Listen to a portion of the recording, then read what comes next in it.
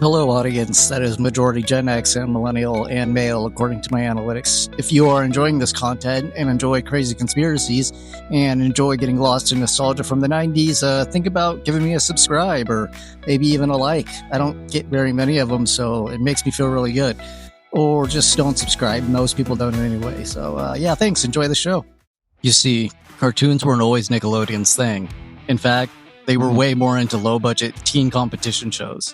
Think American Ninja Warrior, but instead of some big hulking dude, the participants were 12-year-old girls.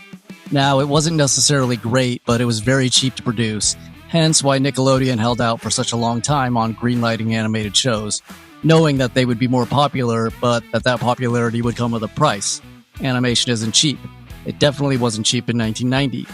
This meant that Nickelodeon had to ensure that its original Nicktoons would succeed. They all needed to be clever, appeal to all audiences, and be something the world had never seen before. And Doug checked all three of those boxes. Out of the original three Nicktoons, I say Doug is the one that is most forgotten out of all. It was a great show. We can all relate to Doug, but I especially related to Mr. Funnie. Like me, he was an avid writer. Like me, he was a closeted musician. We were both daydreamers. We both sought adventures in a world that was all but devoid of them.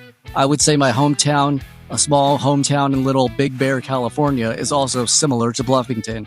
But the animation and colors are absolutely insane. The names are also truly something else. This girl's name was Patty Mayonnaise. Then we had Skeeter Valentine. Like, these creators were definitely tripping on something during the development of this show, and according to Reddit, there actually might be some truth to that.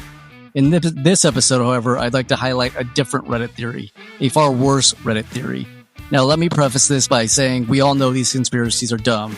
Most of them hold no merit, and we only talk about them because it's fun. However, this is not one of those cases. This conspiracy theory actually has a ton of evidence behind it, like enough on-screen evidence to get someone thrown in prison. This is the dark conspiracy theory on why Doug's neighbor, Mr. Dink, may have been more than just a nice, friendly neighbor. Let's dive into it. Mr. Dink was Doug's very eccentric and very rich neighbor. He loved buying new toys and gadgets, pretty much just because he had the money to do so. His favorite person to share these toys and gadgets with was none other than Mr. 12-year-old Doug Funnie. Throughout the series, he would invite Doug over into his house, unsupervised, for hours, with Doug in the house doing God knows what. Now, on the surface, I'll acknowledge it's kind of weird, but Mr. Dink could just be a lonely guy, and not having kids himself, he may just enjoy spending time with Doug, having a younger person to share his wealth with. So far, we will give him the benefit of the doubt. Nothing wrong with that. Before going any further, I should also point out that DINK is an acronym for Double Income No Kids, which, yes, Mr. Dink is married, and also kudos to the guys in the studio. That late 80s LSD was truly clicking on all levels. Anyway, back to the Dinkster and the Dougster. Now, while this relationship seems pretty innocent and harmless on the surface, let's dive in and take an even closer look. Now, during the very first episode of Doug, Mr. Dink is the first person to introduce himself to Doug. He immediately invites Doug over to his house to watch a movie. Yeah, I know, but let's just keep going. Okay, sounds fun enough, right? But then the very next day, Doug is hanging out next to the lake, seductively spraying his dog with a hose, when Mr. Dink jumps out from bushes with a camera. Okay, now I'm gonna call that strike one. No more excuses. Cause, how long were you in that bush? And why are you so happy? Don't you think that's kind of creepy, Mr. Dink? Whatever. See you later.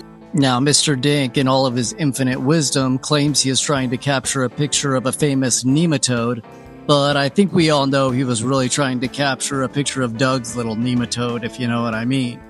But enough with nematode, let's talk about Boy Scouts. Now, Mr. Dink, despite being childless and not an outdoorsman himself, just happens to be the Boy Scouts troop leader. Needless to say, immediate strike two. Come on. I'm trying to help you out here, but again, maybe the guy is just lonely and he is getting fulfillment out of contributing to society. You all just have sick, twisted minds. Except, wait, what happens? In an episode, Mr. Dink gets lost in the woods while kayaking down a river for some reason. Now, Doug, being a good boy with Stockholm Syndrome that he is, tracks down Mr. Dink and finds him. He finds him butt naked startling a tree branch. I am sorry, sir. Strike 3. Now Dink says he lost his pants. How do you lose your pants? Apparently they were wet, so he decided to get butt naked and climb up a tree. And then he was going to head back to greet his 12-year-old friends with his little nematode out. Mr. Dink, sir, what were you thinking? Luckily, Doug was able to get over this traumatic experience by taking massive amounts of LSD in his teen years. Yeah, that's another Reddit theory we're going to have to talk about one day. That's why this show is so multicolored and far out, dude. Yeah, Reddit theories really are something else.